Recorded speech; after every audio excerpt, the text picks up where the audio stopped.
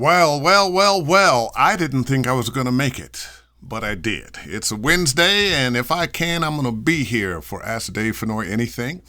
I didn't do my promo for Ask Dave Fennoy Anything today because I wasn't sure I was going to make it.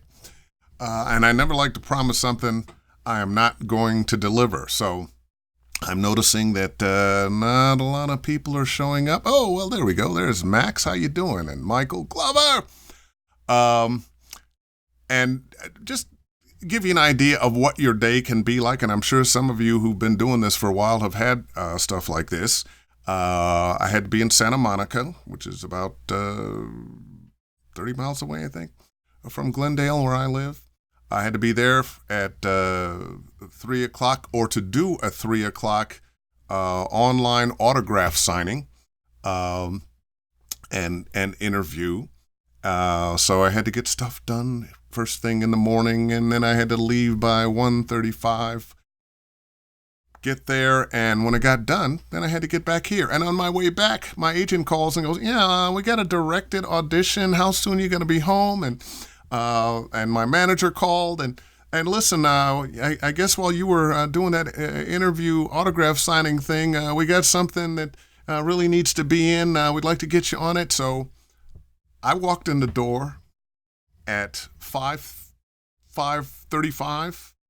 I had a directed audition. I had another audition that I had to get in and get set up for this, and voila, here I am. But you know what? I enjoy it. You know, when this is the life I chose, and sometimes that's what you get. Anyway, let me say hello, Patricia Whitaker. How are you doing? Kevin Boyle, Jenny Drake, Andre, Linda, Jeffrey Resnick, Kier Lance. Oh boy, Kier, you've been with me all day today. Dennis Oberhofer, and just turn over. Okay, Sammy Smith, Isaac Hanna, Lonnie. Okay. Ordinarily I say, well, what can I talk about today? I'm going to mention one of my students, not by name, but just by the interaction that we have.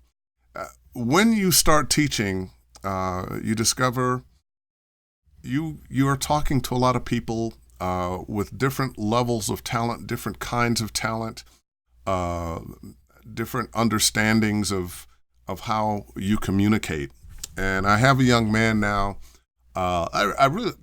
I like all my students, but this is a young man I really like a lot. I have a lot of respect for him. As a matter of fact, one of the best things in the world for me is to be able to work with so many really fine people. And this one fine in this way, and this one fine in this way. And this is a young man who character work is not his forte. But he has decided he wants to do character work, and he's going to do anything he can to get better at it. This is a person who didn't do crazy voices when he was in elementary school, like most of us did who end up doing character work. He was always a very thoughtful, serious young man. So he had an animation script he wanted to help me with, and it was just kind of driving him nuts. And what I loved about it and about my interaction with him, he was never defensive. He was never, I can't do it. He was always, you know what, this is a challenge for me, but I like taking on the challenge. He's scribbling notes, and this was one of those times where let me give you a sample of what the read might be and why this character might be saying it like this or saying it like this. And we really went deep into character work, which is, what is your character thinking, feeling, doing? Who's your character talking to? And what's that relationship? And that will carry you through so much. And not just character work, but when you're working on commercials, you've got a product that you are, I'm not going to say sell, that you are sharing some information. And once again, you have to know, well, who you are, what you're thinking, what's your worldview? What are you thinking about what you're saying? Um, how do you feel about it? How do you feel about the person you're talking to? How do you feel about the product? All of that. And what you're doing. Are you walking down the street? Are you sitting at a table? Are you looking at something and commenting on it? All of those things comes before just what the words are. And he began to get it. He began to get some good takes. Now, it wasn't just, the light bulb didn't go on and suddenly he's got it. But he's a few steps further down the road. And for all of us, that's what we have to do. Let's see if we have some questions here. I got another little thing to talk about. Okay. Yeah, I'm glad I made it tonight too. Listening at the gym. Okay. So I'm gym musing. Rudy Gaskins, I got nothing but love for you, bro. Right back at you. Well, since let's get some questions here. I know, Thomas, you're always good for a couple of questions. Something that I experienced besides my dog over there that wants to get... Excuse me for 1 second. Come on, dogs.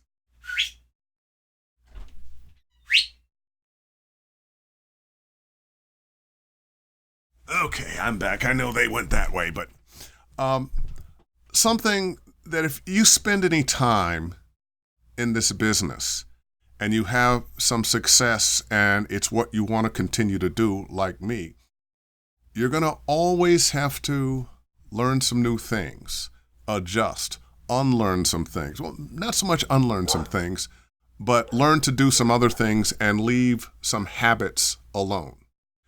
I talk to people all the time in this business who they were killing it. They had 1 or 2 great clients and booking all the time. Maybe the clients went away, but they had gotten so used to doing that read over and over, day in, day out, that it kind of became a style for them. And now society has moved on. What we want to listen to now is different than what it was when that person got hired. And maybe one of the reasons he lost the job is because, or he or she lost the job is because society has moved on and they're looking for another feel. And generally, even if you can change up, they're not going to keep you. They're going to find somebody whose voice is very different and does whatever that style is. But for another client, you might need to find out how you can be quieter, how you can be more conversational, how you can be more introspective. Something different than what you're doing now, and it puts you in an uncomfortable place. But I'm going to ask you to embrace the discomfort. Embrace it long enough that you find that other voice in you, that you can develop that other sound, that other feeling. Perhaps it's even, going back to what we were talking about before, changing up a little bit of what your worldview or the worldview of the character that is sharing product information with you. It's going to be uncomfortable. You're going to fight it. Your ears will be attuned to this is what sounds good, not that. So you'll have to learn to adjust your hearing. And one of the best things you can do is, as I tell all my students, ask the question, do I believe the read? Not, do I sound good? Hey, are they going to love my voice? Nope. Do you believe the read? Could this actually be a person that believes what he's saying about whatever it is he's talking about, whatever that product is? So just some thoughts from Dave Fennoy. Do you have a next step in your training efforts for yourself? I'm always trying to find something new. I'm always listening to what's going on. So often, Thomas, thank you for that question. So often, you get an audition and you do it. You think you gave them just what they asked for. And oh yeah, I killed this. Oh man, I'm going to get this. It's going to be mine. And then you don't book it. And you hear it later on and you go, wait a minute, that's who they hired? But he's not doing anything. Or that's the exact opposite thing of what they asked for. It's kind of business we're in. And that tells you a couple of things. And before you dismiss the person who got hired as well, they just don't know what they're doing and they hired this person. They hired that person for a reason. Something about that person's read is why they booked the job. And it probably just isn't their voice. Something about their read, something about how it touched you, something about who it said they were. Find out for yourself what that is in you. Also, wait, we got another question. Dennis, Dave, any thoughts on using an alias for ACX books that are not mainstream? Yeah, that's really a question for you, and people do that from time to time. Maybe you're going to read some kind of racy X-rated books, but you don't want your mama to know. Sure, if that's what you want to do, I don't really have a problem with that. People do it all the time. You think of the number of writers who write under a pseudonym. So if there's some things you need to do under a pseudonym to keep the left hand from knowing what the right hand is doing, okay, no problem. Hey, Andre, how you doing? Bill Stage, how you doing? Doug Perryman. What method do you use to learn your lines if you have to be off script? Practice with a partner or use line recording software, repetition, or... it's interesting. I had this conversation with a student the other day. They had an audition for some mocap. And I said, well, mocap's a little different because now you really have to bring any stage, television, camera acting to the table because you're going to memorize your lines. You will have another actor to work off of when you're doing the job. And you're not reading off of a sheet of paper. What I suggest, everybody has their own way. There are some actors who will read an entire movie script 200 or 300 times, just over and over, just so it sinks in, so it's there, so they know their lines, everybody's lines. If you spend any time on stage, by the time you're off book and supposed to be off book, and you've spent time memorizing those lines by going after them and then rehearsing, by the time that show goes up, you know your lines, everybody's lines.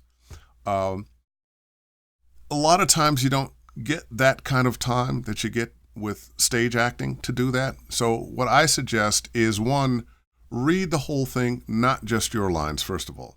If it's a video game, you're not going to get the whole script. You're just going to get the scenes that you were in. But read those scenes and included in those scenes what the description of the scene is, where it is, what's going on. If they give you any so-and-so is confronting so-and-so about blah, blah, blah, whatever. Don't do the bullshit, my line, bullshit, my line with the attempt to memorize just your lines. Read that scene through a number of times with everybody's lines, however many lines there are. Take some time to learn yours, to say yours out loud to yourself, by yourself, but come back to reading the whole thing. Read the other person's lines. Don't look at yours and then say yours. Knowing what the whole scene is will help you memorize your lines because you'll be memorizing them in context with what's going on. So try that.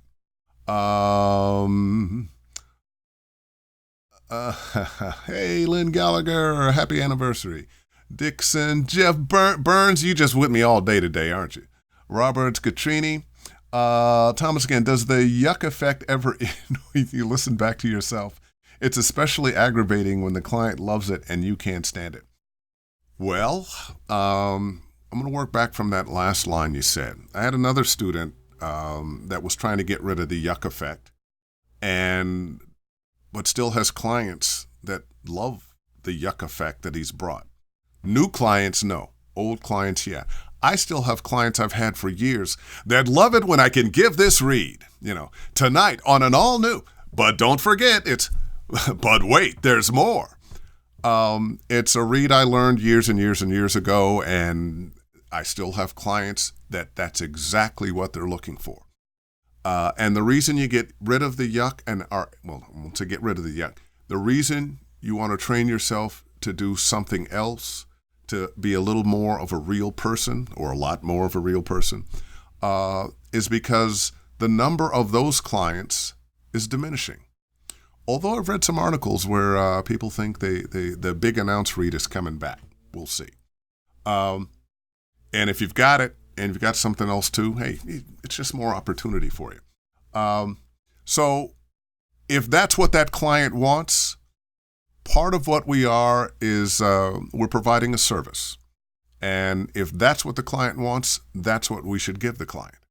But we also want to be able to give the client that wants a very conversational, off-the-cuff, I'm a regular guy read. We want to give them that read when that's what they want. And that's why we keep training, keep expanding what we do. Never get too much in I got this down. This is what I do. And, what I do is perfect, because it never is. Because the reads are always changing. Good question, though, Thomas. Good question. Raven, how you doing? Hamidi, how you doing? Good to see you. What steps come between moving to a voiceover hub and getting a few commercial gigs online? Okay. What steps come between moving to a voiceover hub and getting a few commercial gigs online? I'm not sure what you mean by hub. Are you talking about an agent? You're talking about... Explain that a little more to me, Lonnie. Drop a note down. I'm not sure what you mean by hub. Are you talking about the pay-to-play sites? Anyway, or if somebody else knows what he means. Thanks, Amity. Appreciate that. Hey, Dahlia. Michael, I lost my YouTube channel because of some sexy reads. Got a new one now, but lost a lot of work and subscribers. Be careful as to what you put on YouTube. Well, that goes back to that question that was asked just a little bit ago. Sometimes not everybody is going to like everything that you do. And if you feel like, I would wonder, well, how sexy were those reads? What was the language in those reads? I know in video games, a lot of the language is blue. I say a lot of words that I don't really use that much in regular conversation in video games, but I'm an actor and I'm playing another part. I'm not playing myself. Sometimes I am, but you know what I mean. Good note. Hadn't thought about the sexy stuff, but if you're doing that sexy stuff and getting very graphic, maybe you do want to do that under a pseudonym. Hey, Venus, how you doing? Rocio, hey, there you go. Dennis, just for those reading the chat, I was thinking of using an alias to protect my professional rep, not doing something my mama would clutch her pearls at. All right, Dennis, well, and it works both ways, apparently. Julie O'Malley, how you doing? Luke de Villars, well, it seems that for being a good voice actor is not just, it seems that for being a good voice actor, it's just not talent, acting skills, reading, or voice, but also personality between colleagues, directors, and etc. Do you think the sympathy effect can bring more jobs? Well, when you say the sympathy effect, is it the, oh gosh, I'm really not working and I got to pay my rent. Would you hire me, please? Oh. No, I don't. I don't think people want to work with sad sacks. Maybe you have a buddy in the business that, throws you a bone from time to time because they feel bad for you. But I don't think clients, for the most part, want to feel like they are helping you out of a tough situation. The attitude we need to have is, I am providing a service for you. I am doing something for you. You need me for this message, for this character, for this narration, whatever it is. I am bringing my expertise to you and your project. And that's why you pay me at least the medium-sized bucks. We have to be really careful about what we put in our minds about our careers and our interaction with clients. I'm not saying don't be thankful. I thank clients every time for, hey, great, thanks for thinking of me. But they also thank me, and whoa, did you see that? Wow, am I still on? Okay, I guess I am. There was some kind of little brownout here, and everything kind of wiggled and wobbled for a second there. Brad Crumb, thank you. Where was I? Early on in my career, after a session, the people, thanks so much. Oh, thanks for helping us out. And in my mind, I'm going, well, you're welcome. Happy to do it. But I'm thinking, but I wanted this job and you paid me money. It's a two-way street, and you have to think of it. I don't want you to not be grateful and express that gratitude, not only to a higher power, and your clients, but understand that they have gratitude when you have made their job easier by providing your voiceover service. So don't come at it as, gee, I need this job. Can you help me out? Oh, man, you'd save my butt, blah, blah. No. You are providing something for them that they need. They are grateful, and you be grateful too. Oh, yeah, Michael Sessoms. Good one. Maybe a pseudonym like Carpenter Longfellow. Going back to the other conversation. Let's not miss anything. Oh, hello from Mexico. Okay, to clarify, moving to a city where you can get more in-person auditions like LA versus doing work remotely. And that original question was something about a hub. Oh, yeah. What steps come between moving to a voiceover hub and getting a few commercial gigs online? Well, if you're going to be in a major metropolitan area like Los Angeles, New York, Chicago, you probably want to get an agent. So your website needs to be right, your demos need to be right, and you need to begin whatever campaign it is you need to do to make contact with agents, create a dialogue with agents, and get them to listen to your demo and hopefully sign you. And that can be any number of things. One, if you know somebody that's with that agent that might be willing to recommend you based on your talent, great. Chances are it needs to be a friend of yours. People are not, I am slow to recommend people. I have done it. Doesn't mean they're going to take you, but I'm not going to recommend a whole lot of people just because I want them to know if I say, hey, look, you really need to listen to this guy or this girl, that they're going to take me seriously. That they don't just think that, he's whatever. So I would say moving to a hub. Okay, is that what we're calling it today? Moving to a hub. Make sure your stuff is truly, truly professional. That your demos are right up there with anybody else's.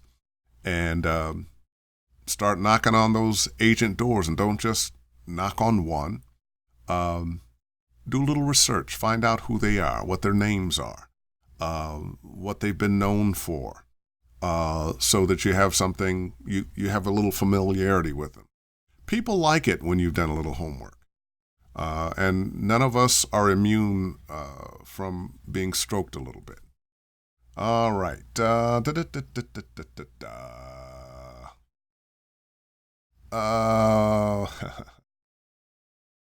Ghost. Yeah, Ghost. Yeah, that was what it was. No, I think it was a little bit of a brownout.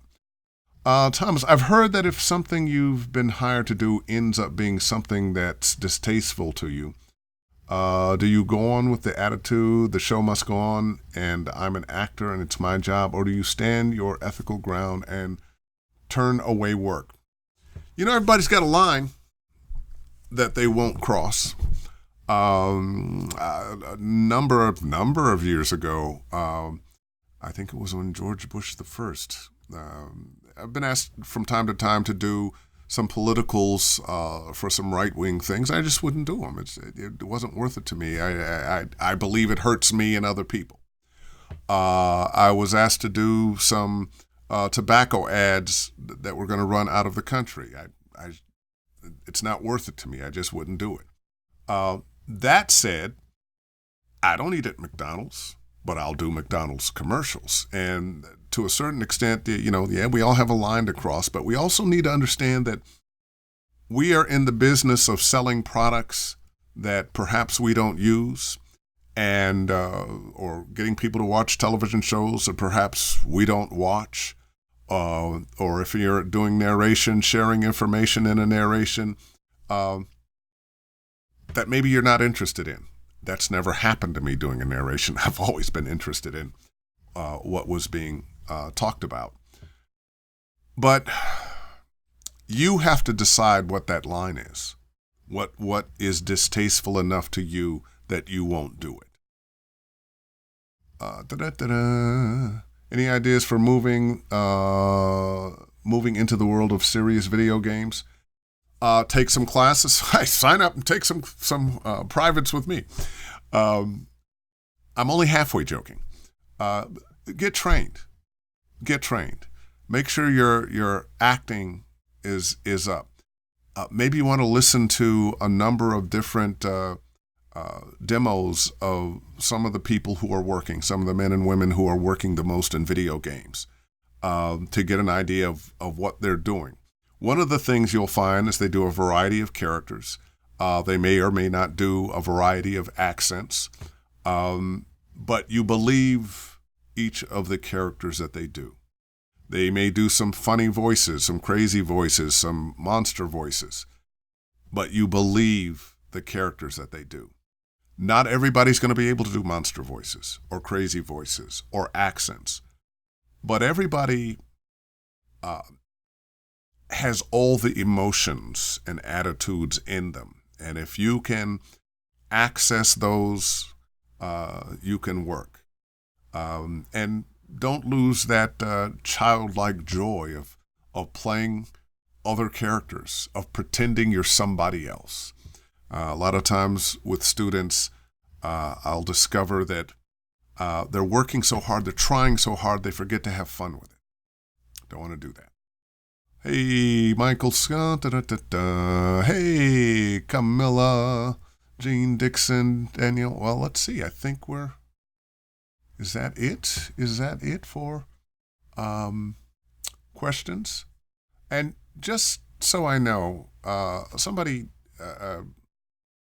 do something so I know we're still on. I'm still a little concerned about that. Oh, yeah. Okay, we're still here. Great. Thank you. Michael, if you guys don't know, Dave's video game training is I'm living proof. Well, thank you, Michael. I appreciate that. Well, let's see. If no more questions, well, let me do a little sell here. You want some private lessons? Visit my website, davefennoy.com. Click on the Study VO tab. Also, I'm heading out of town tomorrow. I'm going to Atlanta for Dragon Con, where I'll get to meet fans and sign autographs. Chris Anthony, how are you? Get to meet fans and sign autographs. And, when I got into voiceover, the thought of, I'll be meeting fans and signing autographs for fun and money. And, you take pictures and they pay you for that. And, sometimes you do some crazy voices for their phone messages and whatnot, and they pay you for that. I never thought when I got into this business that this would be part of what I'm doing. So you just don't know. Keep stepping forward, and good things are going to happen. Well, let's. How do you keep records for your taxes? Oh, let's see. Just use one of the the online services for doing just that. They'll hook right into your bank account, and just keep it going. Hey, Debbie Harata, how are you? Michael, safe travels. Thank you. And if you just joined, I'm about to go. I know this is short. It's only half an hour. But I got a lot of things to get together before I take off tomorrow morning. I'll be back next Wednesday, and I may have a guest. We may have Jill Kershaw on. We tentatively have planned to talk with her next Wednesday. And that's somebody that you don't want to miss. She's a casting agent for tons and tons of commercials, and she'll have a lot to say about the right and wrong things to do to get your audition heard or not heard. All right. See you next Wednesday. All the best, and see you then. Bye-bye.